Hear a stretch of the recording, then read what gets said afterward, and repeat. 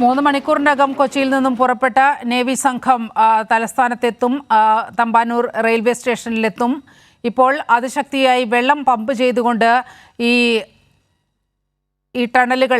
ടണലിലൂടെ അതിശക്തമായി വെള്ളം പമ്പ് ചെയ്തുകൊണ്ടുള്ള ഒരു രക്ഷാദൗത്യമാണ് പുരോഗമിക്കുന്നത്. വിവരങ്ങളുമായി നിർബൻ ചേരുന്നുണ്ട്. നിർബൻ, ഞാൻ മനസ്സിലാക്കുന്നത് നിർബൻ ഉള്ളത് പവർ ഹൗസ് റോഡിലാണ് ഉള്ളത് എന്നാണ്. അതായത് 4, 5, 6 പ്ലാറ്റ്ഫോമുകൾ കേന്ദ്രീകരിച്ചുകൊണ്ട് അതിൻ്റെ താഴെ കൂടി പോകുന്ന ടണലുകൾ കേന്ദ്രീകരിച്ചുകൊണ്ടുള്ള രക്ഷാപ്രവർത്തനമാണ് ഇപ്പോൾ പുരോഗമിക്കുന്നത് എന്നാണ് മനസ്സിലാകുന്നത്. അതിശക്തിയായി വെള്ളം ഒഴുക്കിവിടുന്ന ഒരു സാഹചര്യമൊക്കെ ഉണ്ടായിട്ടുണ്ട്. ഫാസ്റ്റ് ഫ്ലഷിംഗ് ഒക്കെ ആരംഭിച്ചു എന്നാണ് മനസ്സിലാകുന്നത്. വിവരങ്ങൾ എന്തെല്ലാമാണ്?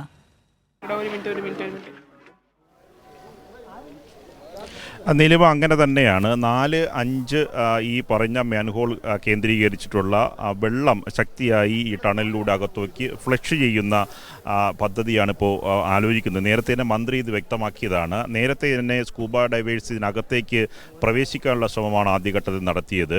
ആ ഘട്ടത്തിൽ ഇവർ ഏകദേശം ഈ സ്കൂബ ഡൈവേഴ്സ് പുറത്തു വന്നവർ പറയുന്ന സ്ഥിരീകരണം അനുസരിച്ച് ഏകദേശ ധാരണ എന്ന് പറയുന്നത് ഏകദേശം 135 മീറ്ററോളം ഇവർ സഞ്ചരിച്ചു എന്നതാണ്. അത്രയും ഭാഗത്ത് നമുക്ക് ഈ ജോയിയെ കണ്ടെത്താൻ കഴിഞ്ഞിട്ടില്ല. അതിനുശേഷമാണ് പുതിയ പദ്ധതി എന്ന് പറയുന്നത് ശക്തമായി വെള്ളം ഈ പറയുന്ന പവർ ഹൗസ് ഭാഗത്തേക്ക് വരുന്ന ടണൽ 5-ൽ നിന്ന് ടണൽ 5-ൻ്റെ ഭാഗത്ത് നിന്ന് പുറത്തേക്ക് ഈ പവർ ഹൗസ് റോഡിലേക്ക് ശക്തമായി വെള്ളം ഫ്ലഷ് ചെയ്യുകയാണ്. അപ്പോൾ ആ ഫ്ലഷിങ്ങിൻ്റെ വെള്ളത്തിൻ്റെ ശക്തിയിൽ ഈ പറ്റിപ്പിടിച്ചിരിക്കുന്ന ഈ ഭാഗങ്ങൾ പൂർണ്ണമായി മാറുകയും വെള്ളം ഒഴുക്ക് ശക്തമാവുകയും ചെയ്യുകയാണെങ്കിൽ ഏകദേശം ഈ അകത്തേക്ക് സ്കൂബ ഡൈവേഴ്സിനും മറ്റുള്ള രക്ഷാപ്രവർത്തകർക്ക് പോകാൻ കഴിയും എന്നതാണ് ഈ പറയുന്ന രക്ഷാപ്രവർത്തകർ പറയുന്നത്. അനുസരിച്ചുള്ള ഫ്ലഷിംഗ് ആണ് ഇപ്പോൾ നടന്നുകൊണ്ടിരിക്കുന്നത്.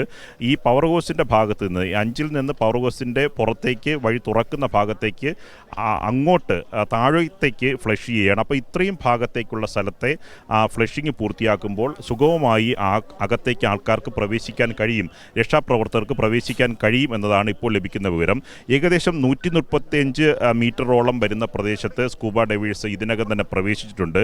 അത് പ്രവേശിച്ചത് തന്നെ നീലിമ നമുക്ക് വ്യക്തമായി കാണാവുന്ന അവസ്ഥയില്ല. ഒരു സ്കൂബ ഡൈവേഴ്സ് ഡൈവ് ചെയ്യുന്ന ആളിന് അകത്തേക്ക് രക്ഷാപ്രവർത്തനകത്തേക്ക് ഊഴ്ന്ന് അകത്തേക്ക് കടന്ന് ഈ പറഞ്ഞ പ്രദേശത്തേക്കൂടെ സഞ്ചരിക്കാൻ മാത്രമേ കഴിഞ്ഞിട്ടുള്ളൂ.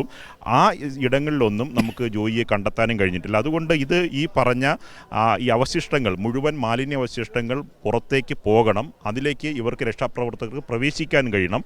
അതിനുള്ള ശ്രമത്തിൻ്റെ ഭാഗമായിട്ടാണ് ഇപ്പോൾ പവർ ഹൗസിൻ്റെ ഭാഗത്തു നിന്നുള്ള ഈ മാൻഹോളിൻ്റെ 5-ൽ നിന്ന് പവർ ഹൗസിൻ്റെ ഭാഗത്തേക്ക് ഉള്ള ഇത്ര മീറ്റർ 135 മീറ്റർ കഴിഞ്ഞിട്ടുള്ള ബാക്കി വരുന്ന ഭാഗത്തേക്ക് വീണ്ടും വലിയ തരത്തിൽ ഈ സ്കൂബ ഡൈവേഴ്സിന് പ്രവേശിക്കാൻ കഴിയാത്ത തരത്തിലുള്ള മാലിന്യം അടിഞ്ഞുകൂടിയ അവസ്ഥയുണ്ട്. അത് പൂർണ്ണമായി ഭാഗികമായോ പൂർണ്ണമായോ എങ്കിലോ പുറത്തേക്ക് ഈ ശക്തമായ വെള്ളത്തിൻ്റെ ശക്തമായ ഫ്ലഷിങ്ങിൽ പുറത്തേക്ക് കൊണ്ടുവരാനുള്ള മാർഗ്ഗമാണ് നടത്തുന്നത്. ഇപ്പോൾ നമുക്ക് കാണുന്നത് ഈ പറയുന്ന 5-ാമത്തെ മാൻഹോളാണ്. പവർ ഹൗസ് റോഡിൽ നിന്ന് ഇങ്ങോട്ട് നോക്കുകയാണെങ്കിൽ 5-ാമത്തെ മാൻഹോളാണ്. ഇവിടെ നിന്ന് പവർ ഹൗസിലേക്ക് തുറക്കുന്ന ഭാഗം ഈ ടണലിൻ്റെ ഏകദേശം അവസാനം എൻഡിക്കുന്ന 200 മീറ്റർ ദൂരം എന്ന് പറയുമ്പോൾ ഏകദേശം അവസാനിക്കുന്ന ഭാഗത്തിൻ്റെ മാൻഹോളാണ്. ഈ മാൻഹോളിൽ നിന്നിട്ടുള്ള ഫ്ലഷിംഗ് ആണ്, ശക്തമായ ഫ്ലഷിംഗ് ആണ് ഇപ്പോൾ നടത്തുന്നത്. ഇതിൽ ഏകദേശം ഏതെങ്കിലും തരത്തിൽ മാലിന്യം മൂവ് ചെയ്യുകയാണെങ്കിൽ രക്ഷാപ്രവർത്തനത്തിൽ സുഗമമാകും. അതനുസരിച്ച് വീണ്ടും സ്കൂബ ഡൈവേഴ്സിന് അകത്തേക്ക് ഇറങ്ങാനും ഈ പറഞ്ഞ ഊരിന് അകത്തേക്ക് ഇറങ്ങി ജോയി ആ ഭാഗത്ത് എവിടെയെങ്കിലും ഉണ്ടോ എന്ന് കണ്ടെത്താൻ കഴിയും എന്ന പ്രതീക്ഷയാണ്.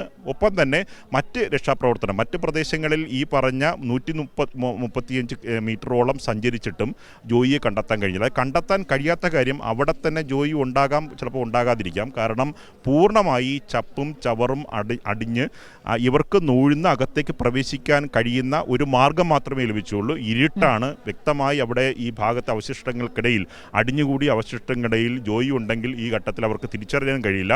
അവസാനത്തെ ഓരോ പദ്ധതിയാണ് ഇവർ ആലോചിക്കുന്നത്. അതിൽ ഈ സ്കൂബ ഡൈവേഴ്സിൻ്റെ ആ ശ്രമത്തിനൊപ്പം തന്നെ വെള്ളം ശക്തമായി ഫ്ലഷിംഗ് നടത്തി ഇവിടെ നിന്ന് മാലിന്യത്തെ പുറത്തേക്ക് തള്ളാനും ഒഴുക്ക് കൂടുതൽ ശക്തിപ്പെടുത്താനുമുള്ള ശ്രമമാണ് ഇപ്പോൾ നടത്തുന്നത്. നീലിമ, നിർബൻ, നമുക്ക് ഈ ദൃശ്യങ്ങളിൽ കാണാൻ കഴിയുന്നുണ്ട് എത്ര വലിയ രീതിയിലുള്ള മാലിന്യമാണ്.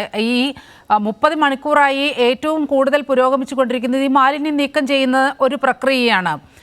ടൺ കണക്കിന് മാലിന്യമാണ് ഇതിൻ്റെ താഴെ ഇപ്പോഴും അടിഞ്ഞു കിടക്കുന്നത് എന്നാണ് വളരെ കൃത്യമായി നമുക്ക് ബോധ്യപ്പെടുന്ന കാര്യം. ഏതാണ്ട് 5 വർഷം മുമ്പാണ് ഓപ്പറേഷൻ അനന്തയുടെ ഭാഗമായി കുറച്ചെങ്കിലും അവിടെ ഇത്തരത്തിൽ റെയിൽവേ വിമുഖത കാണിച്ചെങ്കിൽ കൂടി ഓപ്പറേഷൻ അനന്തയുടെ ഭാഗമായി ചില പ്രവർത്തനങ്ങൾ ആ സമയത്ത് അവിടെ നടന്നു 5 വർഷം മുമ്പ്. അതായത് മിനിമം 5 വർഷത്തെയെങ്കിലും മാലിന്യം അവിടെ കെട്ടിക്കിടക്കുന്ന ഒരവസ്ഥയുണ്ട്. അതൊന്ന്. ഇത്രയും മാലിന്യ കൂമ്പാരത്തിനിടയിൽ ഒരുപക്ഷെ ജോയി അകപ്പെട്ടിട്ടുണ്ടാകാം എന്ന് തന്നെയാണ് ഇവരുടെ പ്രതീക്ഷ, ഇവരുടെ ഒരു ആശങ്ക എന്നാണ് മനസ്സിലാകുന്നത്. ഇവിടെ നിന്നും ഒഴുകിപ്പോകാനുള്ള ഒരു സാധ്യതയും കാണുന്നില്ലല്ലോ. കാരണം രാവിലെ മുതൽ അത്തരത്തിൽ ചില റിപ്പോർട്ടുകളൊക്കെ പുറത്തു വരുന്നുണ്ടായിരുന്നു. ഒഴുകി കടലിലേക്ക് പോയിരിക്കാം എന്നൊക്കെയുള്ള റിപ്പോർട്ടുകൾ പുറത്തു വരുന്നുണ്ടായിരുന്നു. പക്ഷേ അതിനൊന്നും ഒരു സാധ്യതയും ഇല്ലല്ലോ അല്ലേ?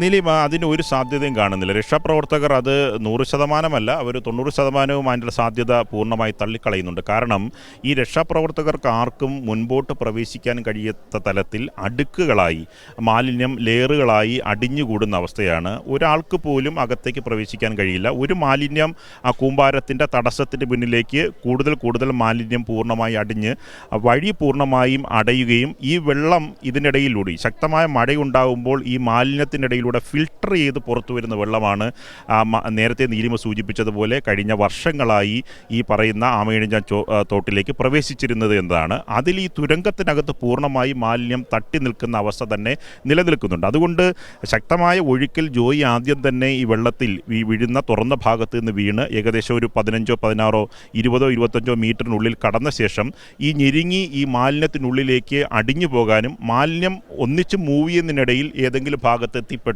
അവിടെ സ്ട്രക്കായി അവിടെ ഉടക്കി നിൽക്കാനും സാധ്യതയുണ്ട് എന്നതാണ് രക്ഷാപ്രവർത്തകർ പറയുന്നത്. നീലിമയ്ക്ക് തന്നെ അറിയാം, ഈ ഓപ്പറേഷൻ അനന്തയുടെ ഭാഗമായി മാലിന്യം വൃത്തിയാക്കുന്ന ഘട്ടത്തിൽ ഈ പറയുന്ന SS കോവിൽ റോഡും ഒപ്പം തന്നെ ഈ വിവിധ പ്രദേശങ്ങളിൽ രാജാജി നഗറിൻ്റെ ഭാഗത്ത് നിന്ന് കുത്തിയൊലിച്ച് വരുന്ന വെള്ളം വിവിധ ഭാഗങ്ങളിലൂടെ KSRTC ബസ് സ്റ്റാൻഡിൻ്റെ പിന്നിലൂടെ പ്രവേശിച്ച് നേരെ റെയിൽവേ സ്റ്റേഷൻ്റെ ഈ പറഞ്ഞ തുരങ്കത്തിലൂടെയാണ് ആമയിഴഞ്ചാൻ തോട്ടിലേക്ക് പ്രവേശിച്ച് നേരെ കടലിലേക്ക് പോകുന്നത്. ഈ പറഞ്ഞ പ്രദേശത്ത് അന്ന് ഈ ഓപ്പറേഷൻ അനന്ത നടത്തുമ്പോൾ അന്ന് ഈ പറഞ്ഞ ക്ലീനിങ്ങിൻ്റെ ഭാഗമായി അന്നൊരു മിനി ഹിറ്റാച്ചി ഇതുവഴി കടത്തി മറുഭാഗത്തേക്ക് പോയിരുന്നു എന്ന് അന്നത്തെ കരാറിന് നേതൃത്വം നൽകിയ ഉദ്യോഗസ്ഥൻ തന്നെ നമ്മളോട് വ്യക്തമാക്കിയിട്ടുണ്ട്. അതിനുശേഷം വേണ്ട തരത്തിലുള്ള ശുചീകരണ പ്രവർത്തനങ്ങൾ റെയിൽവേയുടെ ഭാഗത്ത് നിന്നുണ്ടായിട്ടില്ല എന്നതാണ്. വർഷത്തിൽ 6 മാസത്തിലൊരിക്കയോ 1 വർഷത്തിലൊരിക്കയോ ഈ മാലിന്യം മാറ്റിയിരുന്നുവെങ്കിൽ ഉറപ്പായും ഈ ജല ഒഴുക്ക് പൂർണ്ണമായി ഇവിടെ ഉണ്ടാവുമായിരുന്നു. ഇത് പലതവണ നഗരസഭ റെയിൽവേക്ക് കത്ത് നൽകിയിട്ടും രേഖാമൂലം ആവശ്യപ്പെട്ടിട്ടും ഒരു നടപടിയും ചെയ്തിട്ടില്ല. മാത്രമല്ല നഗരസഭയുടെ ഉദ്യോഗസ്ഥർക്കോ ഇറിഗേഷൻ്റെ ഉദ്യോഗസ്ഥർക്കോ റെയിൽവേയുടെ കീഴിൽ വരുന്ന ഈ ഭൂമിക്കകത്ത് കയറി ഈ വൃത്തിയാക്കുക ശുചീകരണ പ്രവർത്തനത്തിൽ ഏർപ്പെടാനും കഴിയില്ല. റെയിൽവേ ഇത് ഒട്ട് ചെയ്തുമില്ല. ഇപ്പോൾ തന്നെ ഉദ്യോഗസ്ഥർ പറയുന്ന സ്ഥിതി അനുസരിച്ച് ഈ സ്കൂബ ഡൈവേഴ്സ് തന്നെ അകത്തേക്ക് പ്രവേശിക്കുമ്പോൾ 1 ഇഞ്ച് പോലും, കാരണം ഇത് 200 മീറ്റർ നീളമുണ്ടെങ്കിലും അതിന് തുല്യമായ വീതി ഇതിനകത്തില്ല, ആഴം കൂടുതലുമാണ്. അതപ്പോൾ ഒരാൾക്ക് നേരായ നിലയിലേക്ക് മൂവ് ചെയ്ത് മുമ്പോട്ട് പോകാൻ കഴിയാത്ത തരത്തിലേക്ക് ശ്വാസം കിട്ടാത്ത അവസ്ഥ വരും. പിന്നെ ഒരു ഘട്ടം കഴിയുമ്പോഴേക്കും ജല ഒഴുക്കില്ലാത്തത് കൊണ്ട് തന്നെ ഇവർക്ക് മുന്നോട്ട് നീങ്ങാനും കഴിയാത്ത തരത്തിൽ മാലിന്യം പൂർണ്ണമായി അടിഞ്ഞ അവസ്ഥയിലാണ്. വിവിധ പ്രദേശങ്ങളിൽ നിന്ന് നഗരത്തിലെ ഈ പറഞ്ഞ ഞാൻ നേരത്തെ സൂചിപ്പിച്ച നേതാജി നഗറിൽ നിന്ന് സെക്രട്ടേറിയറ്റിൻ്റെ മുകൾ ഭാഗത്ത് നിന്ന് ആരംഭിച്ച് കുത്തൊഴുക്കി വരുന്ന വെള്ളമാണ് നേരെ ആമയിഴഞ്ചാൻ തോട്ടിലൂടെ ഈ കനാലിലൂടെ കടന്നു പോകുന്നത്. ആ വെള്ളത്തിൽ അവശേഷിക്കുന്ന മുഴുവൻ മാലിന്യങ്ങളും ഇവിടെ വന്ന് അടിഞ്ഞുകൂടുന്നുണ്ട്. മുമ്പ് റെയിൽവേ ഇടയ്ക്ക് ഇത് ഫിൽട്ടർ ചെയ്യുന്നതിനുള്ള ഗ്രില്ലുകൾ സ്ഥാപിച്ചിരുന്നു. ആ ഗ്രില്ലുകളെല്ലാം തുരുമ്പിച്ച് വലിയ അപകടം ഉണ്ടാക്കുന്ന തരത്തിൽ ഈ സ്കൂബ ഡൈവേഴ്സിന് മുമ്പോട്ട് പോകാൻ കഴിയാത്ത തരത്തിൽ അവിടെ ഈ അടിഞ്ഞുകൂടി നിൽപ്പുണ്ട്. അതും വലിയൊരു പ്രതിസന്ധിയായി. അതുകൊണ്ട് ഇനി ഈ മാലിന്യം മൂവ് ചെയ്താൽ മാത്രമേ അകത്തേക്ക് ജോയിയെ കണ്ടെത്താനുള്ള പരിശ്രമത്തിന് ഫലപ്രാപ്തി ഉണ്ടാവുകയുള്ളൂ. അതുകൊണ്ടാണ് ഇപ്പോൾ ഈ ഫ്ലഷിങ്ങിൻ്റെ ശ്രമത്തിലേക്ക് ഉദ്യോഗസ്ഥർ പോകുന്നത്. ഇപ്പോൾ പുരോഗമിക്കുന്നത് കൃത്രിമമായ ജലനിരപ്പ് ഉയർത്തിക്കൊണ്ട് ആ മാലിന്യം നീക്കത്തിനുള്ള ശ്രമകരമായ ദൗത്യമാണ് നമ്മുടെ ഫയർഫോഴ്സ് ആ സേനാംഗങ്ങൾ നിർവഹിച്ചുകൊണ്ടിരിക്കുന്നത്.